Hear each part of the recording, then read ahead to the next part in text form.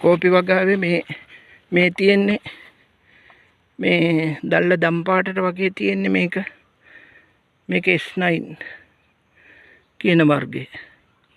පුරුක් ටිකක් ඈතයි මේකයි. ඊට පස්සේ බලන්නකො මේක තමයි ලක්පැරකුම්. මේ දෙක ගොඩක් වෙනස්. මේක ලක්පැරකුම්. මේ තියෙන්නේ මේ ලක්පැරකුම් එක.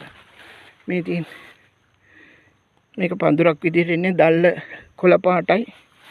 මේ පැහැදිලිවම පේනවා මේකේ දැල්ල කොළ පාටයි. එතකොට අරක ඇවිල්ලා වෙනමම ලක්ෂණයක් තියෙන්නේ. මේක ඇවිල්ලා මේවා ඈතයි මේ පුරුක් ටිකක් අතර ඈතයි මේ දැල්ල දම් පාටයි. එතකොට මේ තමයි ලක්පැරකුම්. මේකේ හුඟක් මේ ළඟයි. මේවා අර වගේ ඈත් වෙන්නේ ළඟින් තමයි හරස් සතු තියෙන්නේ.